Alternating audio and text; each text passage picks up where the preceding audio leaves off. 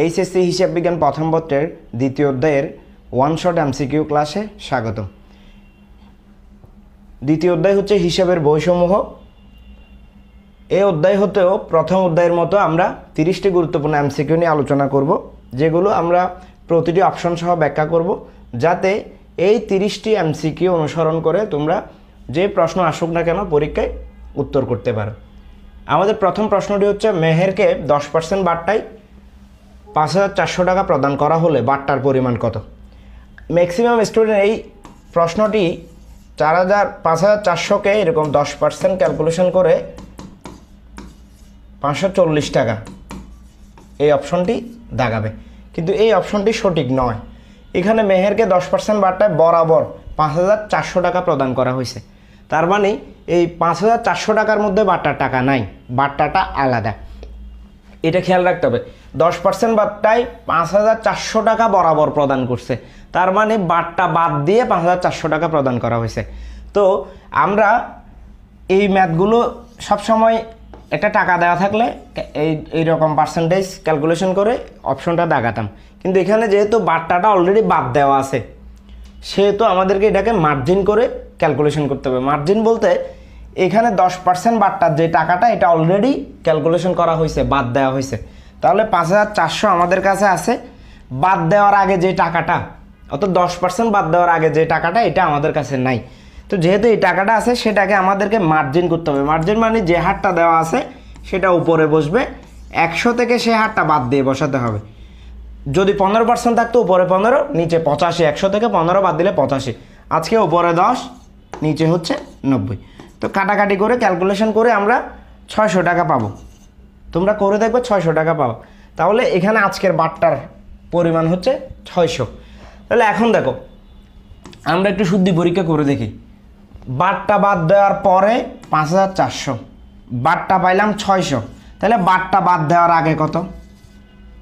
বাট্টা বাদ দেওয়ার আগে 6,000। তাহলে আগের মতো যে আমরা সচরাচর করে যেভাবে থাকি, এই যে 6,000 টাকা দেওয়া থাকলে এটার উপর 10% ক্যালকুলেশন করলে 600 টাকা। কিন্তু আজকে বাট্টা অলরেডি বাদ দেওয়া আছে, বরাবর এই 5,400 টাকা প্রদান করা হয়েছে বিদায় এখানে বাট্টার টাকা নাই।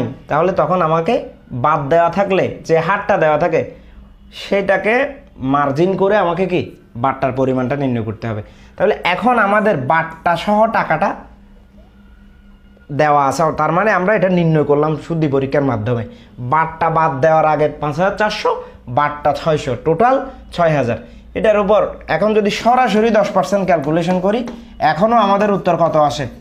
600 টাকা আসে। কত আসে? 600 টাকা আসে। তাহলে এর আগের এই ক্যালকুলেশনের মাধ্যমে 600, এখানে 6,000, এর সাথে সরাসরি 10% ক্যালকুলেশন করলো 600। তো এখন 6,000 তো আমাদের অঙ্কে দেওয়া নাই সরাসরি ক্যালকুলেশন করার জন্য, সেজন্য বাট্টা বাদ দেওয়ার পরে যেটা দেওয়া আছে সেটার উপর মার্জিন করে আমরা বাট্টাটা নির্ণয় করব। তাহলে এটা হচ্ছে আমাদের শুদ্ধি পরীক্ষা। তাহলে এখন আমরা বাট্টা সহটা পাইলাম, এখন সরাসরি ক্যালকুলেশন করতে পারবো, যেটা সচরাচর আমরা করে থাকি। তাহলে পার্সেন্টেজ দিয়ে যদি বলো যে এত % টাকা বরাবর প্রদান করছে, তখন ধরে নিতে হবে যেখান থেকে অলরেডি বাট্টাটা বাদ দেওয়া আছে। কারণ এত সহজ, 5,400 টাকার উপর 10%, 540 টাকা, 540 টাকা, এই ধরনের ম্যাথ তো এত সহজ ম্যাথ দিবে না, নিশ্চয়ই এখানে কোনো কিন্তু আছে, সেই জন্য এই এত সহজ ম্যাথটা দিছে। তাহলে এখানে সরাসরি তাড়াহুড়া না করে অপশন না দেখায় আমাদেরকে একটু চিন্তা করতে হবে বাট্টার টাকাটা এখানে অলরেডি অন্তর্ভুক্ত আছে নাকি বাদ দেওয়া হয়েছে। যদি বাদ দেওয়া থাকে এরকম মার্জিন করে, যদি বলে যে 20%, উপরে 20, নিচে 80, এভাবে আমাদেরকে বাট্টাটা নির্ণয় করতে হবে। তাহলে আজকের উত্তর হচ্ছে কত? এটা নয়, 600।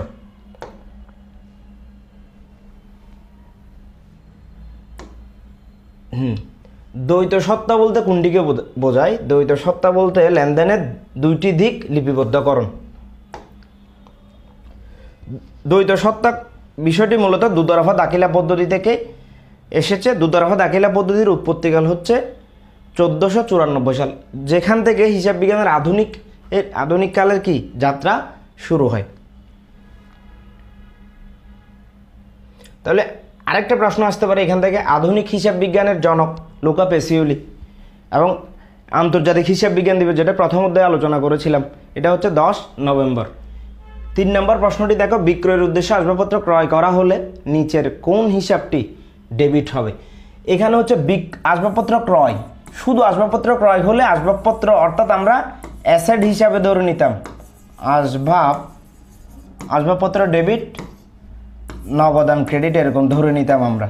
কিন্তু আজকে বলছে যে বিক্রয়ের অর্থাৎ ব্যবসার জন্য ক্রয় করতেছে, তখন আর আসবাবপত্র অ্যাসেট নামে হবে না, তখন পণ্যদ্রব্য নামে লিখতে হবে ক্রয় ডেবিট, নগদান ক্রেডিট। তাহলে বিক্রয়ের উদ্দেশ্যে আসবাবপত্র ক্রয় জাবেদা হচ্ছে ক্রয় ডেবিট, নগদান ক্রেডিট। আর শুধু আসবাবপত্র ক্রয় বললে আসবাবপত্র ডেবিট, নগদান ক্রেডিট, বা ধারে হলে প্রদেয় হিসাব বা সরবরাহকারী ক্রেডিট হবে। এখন আসো, তাহলে আজকের প্রশ্ন অনুযায়ী উত্তর ক্রয় হিসাব কি ডেবিট। যদি এরকম বলতো বিক্রয়ের উদ্দেশ্যে আসবাবপত্র ক্রয় যা বিক্রয় করা হলো, তখন জাবেদা কি হবে? তো বিক্রয়ের উদ্দেশ্যে ক্রয়কৃত আসবাবপত্র বিক্রয়, তখন নগদান ডেবিট, বিক্রয় ক্রেডিট। এখানে কোনো আসবাবপত্রের নাম আসবে না, কারণ আসবাবপত্রটা আমি ব্যবসার উদ্দেশ্যে কিনে তারপর বিক্রি করতেছি। এখানে ব্যবহারের জন্য কিনলে অ্যাসেট হিসাবে ধরতে হবে, ঠিক আছে? হিসাব চক্রের কোন ধাপে লেনদেন শনাক্তকরণ? এটা হচ্ছে প্রথম ধাপ। হিসাব চক্রের প্রথম, আধুনিক পদ্ধতি হিসাব চক্রের প্রথম ধাপ লেনদেন শনাক্তকরণ। নিচের কোনটি হিসাব চক্রের ঐচ্ছিক ধাপ? এটা হচ্ছে কার্যপত্র, হচ্ছে হিসাব চক্রের ঐচ্ছিক ধাপ। বাট্টা সাধারণত কয় প্রকার? বাট্টা সাধারণত দুই প্রকার। সাধারণত দুই প্রকার, একটা হচ্ছে কারবারি বাট্টা, একটা হচ্ছে কারবারি বাট্টা, অন্যটি হচ্ছে নগদ বাট্টা। নগদ বাট্টা, কারবারি বাট্টা আবার দুই প্রকার, একটা হচ্ছে ক্রয় বাট্টা, আর একটা হচ্ছে কি বিক্রয় বাট্টা। আর নগদ বাট্টা আবার দুই প্রকার, একটা হচ্ছে প্রাপ্ত, একটা হচ্ছে কি প্রদত্ত। দেখো, কারবারি বাট্টার কিছু ভিন্ন নাম আছে। কারবারি বাট্টা, ব্যবসায়িক বাট্টা, ট্রেড ডিসকাউন্ট, হ্যাঁ মৌসুমি বাট্টাও বলা যাবে এটাকে। আর নগদ বাট্টা হচ্ছে নগদ বাট্টা, ক্যাশ ডিসকাউন্ট বা শাবনূর বাট্টা এরকমও বলা যাবে। তাহলে এখানে মৌসুমি বাট্টা বললাম যে এটাকে আবার শাবনূর বলা যাবে না। কারবারি বাট্টার একটা ভিন্ন নাম আছে, কারবারি বাট্টা, ব্যবসায়িক বাট্টা, ট্রেড ডিসকাউন্ট বা মৌসুমি বাট্টা। আর নগদ বাট্টা, ক্যাশ ডিসকাউন্ট, এটাকে শাবনূর বলা যাবে না, ঠিক আছে? তাহলে ধারে ক্রয় বিক্রয়ের সময় যে বাট্টা সৃষ্টি হয়, ধারে ক্রয় বিক্রয়ের সময় যে বাট্টার সৃষ্টি হয় তাকে ক্রয় বা বিক্রয় বাট্টা, ক্রয় বা বিক্রয় বাট্টা বা কারবারি বাট্টা বলা হয়।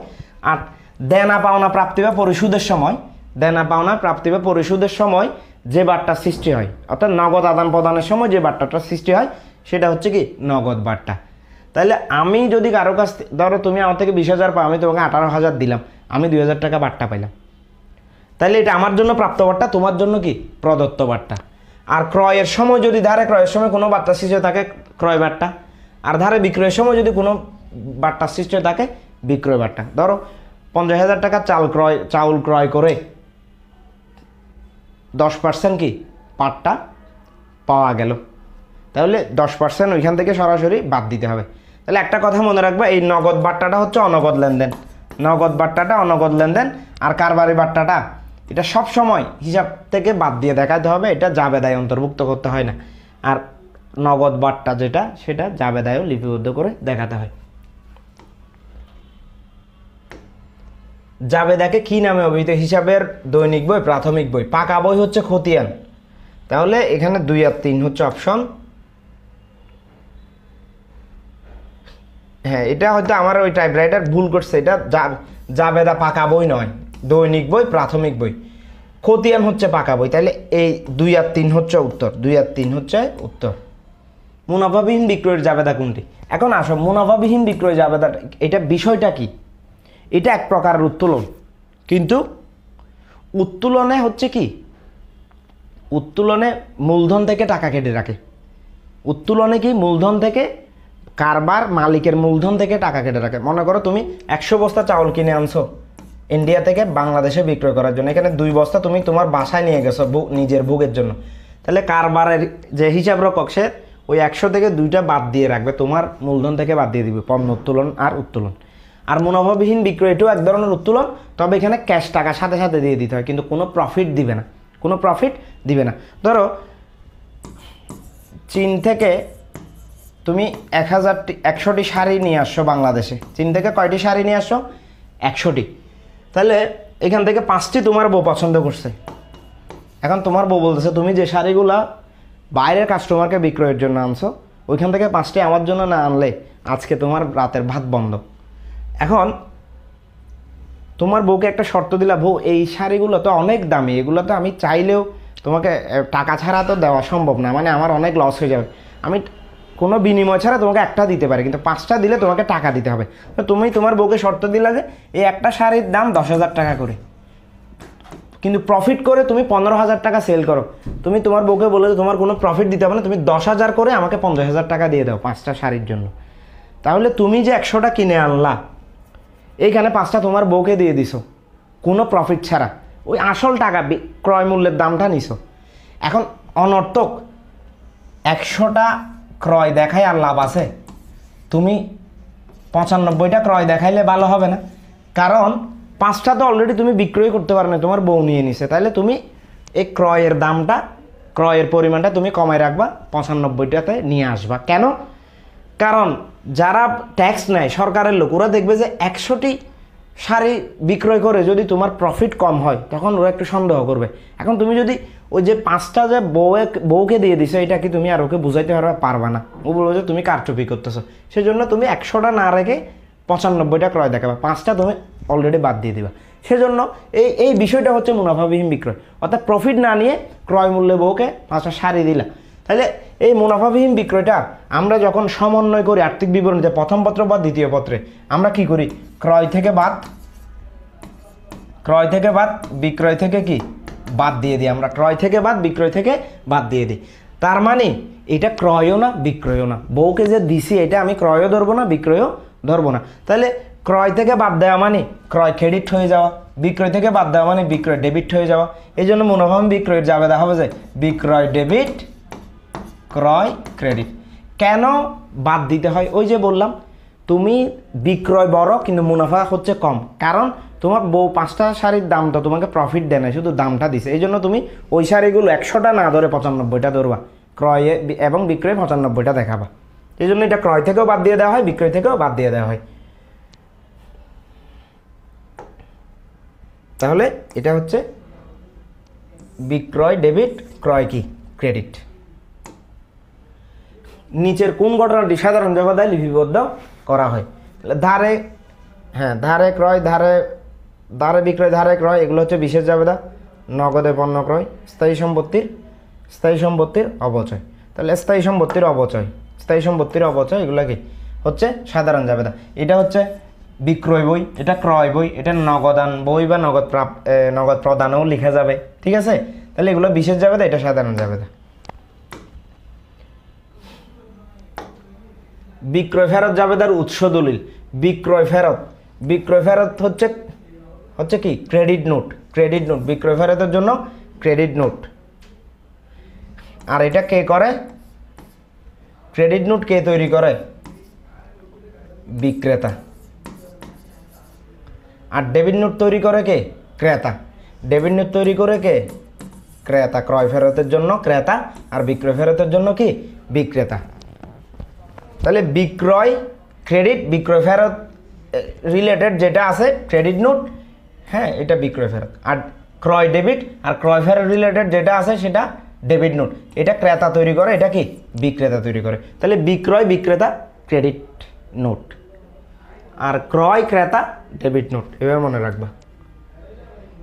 নগদ ক্রয় 4,000 টাকা, ধারে ক্রয় 20,000, কারবারি বাট্টা 10%, ক্রয় সংক্রান্ত প্যাকিং খরচ এত, বিমা খরচ এত, পরিবহন খরচ।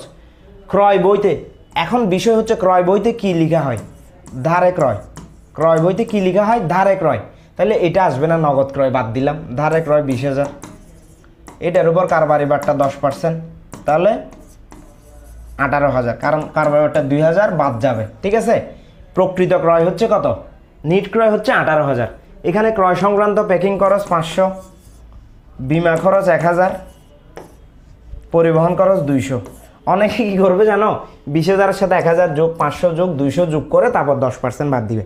এখানে কারবারি বাট্টাটা ক্রয়ের উপর হয়েছে, পরিবহন আর বিমা খরচ বা প্যাকিং খরচের উপর কারবারি বাট্টা দেওয়া হয় না, ঠিক আছে? তাহলে 18,000-এর সাথে 19,700, 19,700 হচ্ছে কি উত্তর। 19,700 ক্রয় বইতে লেখা হবে 19,700। কোন দলিলের উপর ভিত্তি করে বিক্রয় জাবেদা প্রস্তুত করা হয়? চালান। কারণ ধারে ক্রয় বিক্রয়ের জন্য দ্বারে ক্রয় অথবা বিক্রয়ের জন্য কি প্রস্তুত করা হয়? চালান। আর নগদে ক্রয় বিক্রয়ের জন্য ক্যাশ মেমো প্রস্তুত করা হয়। চালান তৈরি করে বিক্রেতা। জনাব অর্জুন একজন আসবাবপত্র ব্যবসায়ী, তিনি ব্যবসায় ব্যবহারের জন্য নগদ 5,000 টাকা দিয়ে একটি আলমারি ক্রয় করে। সেদের ডেবিট হবে। আলমারি ব্যবসায় ব্যবহারের জন্য, ব্যবসার জন্য কিনে নেয়, ব্যবহারের জন্য কিনছে, তাহলে আসবাবপত্র ডেবিট। জনাব নগদ কিনছে, তো নগদান ক্রেডিট হবে। হ্যাঁ, আসবাবপত্র ডেবিট, নগদান ক্রেডিট। প্রাপ্য কমিশনের জাবেদা কি হবে? প্রাপ্য মানে এখনো পাও নাই, পাবা, কমিশন ক্রেডিট, কমিশন ক্রেডিট। যদি প্রাপ্ত কমিশন হতো নগদান ডেবিট হতো, কমিশন কি ক্রেডিট হতো। আজকে প্রাপ্য মানে পাবা, সেজন্য নগদের জায়গায় প্রাপ্য কমিশন, প্রাপ্য কমিশন ডেবিট, কমিশন হিসাব ক্রেডিট। তাহলে প্রাপ্য কমিশন ডেবিট, কমিশন হিসাব কি ক্রেডিট। কোনটি হিসাবের প্রধান বই? কোনটি হিসাবের প্রধান বই? খতিয়ান। প্রধান বা পাকা বই হচ্ছে কি? পাকা বই হচ্ছে কি খতিয়ান। কোনটি হিসাবের প্রধান বা পাকা বই? খতিয়ান। সিডি, এটা হচ্ছে ক্রেডিট ডাউন। নিচের উদ্দীপকটি 17-18 নম্বর পড়ে 17 এবং 18 নম্বর প্রশ্নের উত্তর দাও। 2023 সালের 1 মার্চ মুস্তাক 2/10 N/30 এই শর্তে 20,000 টাকার পণ্য ক্রয় করে। 10 মার্চ তারিখে উক্ত পণ্যের মূল্য পরিশোধ করা হলে বাট্টার পরিমাণ কত? 2/10। তাহলে এখানে পণ্যের লেনদেন হয়েছে কত? 20,000। তাহলে 10 দিনের মধ্যে 10 মার্চ 1 মার্চ সংগঠিত হয়েছে, তো এই শর্ত অনুযায়ী লেনদেনটা ধারে, তো 10 মার্চ যদি টাকা পরিশোধ করে দেয় তাহলে নিশ্চয়ই 2% বাট্টা পাবে। তাহলে 10,000 টাকা 2% যদি 200 হয়, 20,000 টাকা 2% কত? 400 টাকা। তাহলে বাট্টা বা বাট্টার পরিমাণ কত হবে? 400 টাকা। আর বাট্টা বাদ দিয়ে কত পরিশোধ করতে হবে? 19,600 টাকা। 19,600 টাকা বাট্টা বাদে নগদে কি করতে হবে? যে পরিশোধ করতে হবে 19,600। তাহলে 12 মার্চ তারিখে পাওনাদারকে পরিশোধ করলে, এটা 10 তারিখ এর মধ্যে পরিশোধ করলে 19,600 পরিশোধ করতে হবে। কিন্তু 10 দিনের বাইরে গেলে 20,000 টাকার জায়গায় 20,000 টাকায় কি পরিশোধ করে ফেলতে হবে, কারণ কোনো বাট্টা পাবে না এক্ষেত্রে।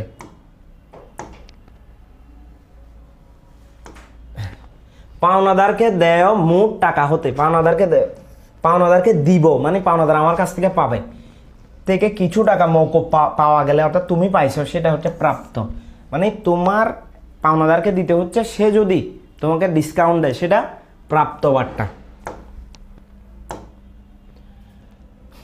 জুন 13 তারিখে বিক্রয় এত, ঋণের শর্ত 2/10, নিট 30। 15 জুন খরিদ্দার 500 টাকার পণ্য ফেরত দিল 23 জুন। তাহলে 13তে সংগঠিত হয়েছে, তো 23 মানে 10 দিনের মধ্যে যদি দেয় কত টাকা হবে দেখো। 7,000 থেকে 500 টাকা যেটা ফেরত সেটা বাদ যাবে, 7,500 থেকে 500 বাদ যাবে। তাহলে 7,000 টাকার উপর যদি 23 তারিখ মানে 13 তারিখ সংগঠিত হচ্ছে, তাহলে 10 দিনের মধ্যে সংগঠিত হচ্ছে, তাহলে 2% বাট্টা। তাহলে 2% যদি বাট্টা হয় তাহলে কত টাকা আদায় হবে? তুমি তার কাছ থেকে কত টাকা পাবা? যেহেতু এটা বিক্রয় করছো, ক্রয়ের সময় তুমি দিতা, বিক্রয়ের সময় তুমি পাবা। তাহলে এখানে যদি 100 দিয়ে আমরা গুণ করে 2টা শূন্য কাটা যাবে, তাহলে 140 টাকা। 7,000 থেকে 140 গেলে 6,860 টাকা, 6,860 টাকা। আর বাট্টা হবে যে কত? 140 টাকা, 6,860 টাকা। 2/10 নিট 45 দ্বারা বোঝানো হয় 10 দিনের মধ্যে পাওনা দিলে পরিশোধ করলে, পাওনা সুদ করলে 1% বাট্টা পাবে। 45 মধ্যে পাওনা সুদ করলে 1% বাট্টা পাবে না, এটা না, কোনো বাট্টা পাবে না। 45 দিনের মধ্যে অবশ্যই পাওনা পরিশোধ করতে হবে। তাহলে 1 আর 3, 1 আর 3। নগদ বই হলো জাবেদা খতিয়ান। আর যদি এখানে রেয়া মিলতে হবে না, এখানে যদি এরকম একটা অপশন থাকতো জাবেদা ও খতিয়ান উভয়ই, জাবেদা ও খতিয়ান উভয়ই, তখন এইটা উত্তর হইতো, এটা উত্তর হইতো, অর্থাৎ 3টাই উত্তর হইতো। আজকে কিন্তু 1 আর 2, 1 আর 2। নগদ টাকার বিকল্প হিসাবে কি কাজ করে? চেক। চেক পাওয়া নগদ টাকার সামিল, অর্থাৎ চেক যে কথা নগদ একই কথা। এখন যে কোনো মুহূর্তে চেক বা কার্ডে যদি টাকা থাকে, ব্যাংকে টাকা জমা থাকলে তুমি কার্ডে ইচ্ছা মতো টাকা উত্তোলন করা যায়। এখন মোবাইলেও এমন একটা অ্যাপস চলে আসে, প্রত্যেকটা ব্যাংকের অ্যাপস থাকে, তোমার ইচ্ছা মতো যে কোনো মুহূর্তে তুমি জমা দিতে পারবা সিআরএমে গিয়ে, আর ইচ্ছা মতো তুমি ব্যাংকের মাধ্যমে ট্রানজ্যাকশন করতে পারবা। তাহলে চেক আর নগদ টাকা একই। নগদ প্রাপ্তি জাবেদার বৈশিষ্ট্য হচ্ছে নগদ লেনদেন, এটা নগদ প্রাপ্তি জাবেদা প্রদান, এগুলো বিশেষ জাবেদা, আর ডেবিট উদ্ধৃত্ত প্রকাশ করে। তাহলে এখানে তিনটাই সঠিক। বিপরীত দাখিলা বা কন্ট্রান্টি, ব্যাংক হতে ব্যক্তিগত প্রয়োজনে হইলে এটা হবে না, ব্যাংকে জমা দান, সবাই এটা দাগাবে। শুধু উত্তোলন বললো এটাও আসবে। শুধু উত্তোলন মানে কি জানো? আচ্ছা, কারবারের ব্যাংক অ্যাকাউন্ট থেকে নিয়মিত উত্তোলন করবে কে, কারবার নাকি মালিক? কারবার, কারণ কারবারের অ্যাকাউন্টটা মালিকের জন্য না, কারবারের জন্য। অনিয়মিত উত্তোলন করবে কে? মালিক, কারণ মাঝে মধ্যে কারবার থেকে ওর থেকে যদি কিছু নিতে হয় তখন সে মালিক উত্তোলন করবে কারবার থেকে, কিন্তু নিয়মিতভাবে টাকা পয়সা জমা উত্তোলন এগুলো করবে কে? কারবার নিজে। তাইলে শুধু উত্তোলন বলা মানে মনে করবে যে কারবারের ব্যাংক অ্যাকাউন্ট থেকে কারবার নিজে উত্তোলন করছে। তাহলে ব্যবসার প্রয়োজনে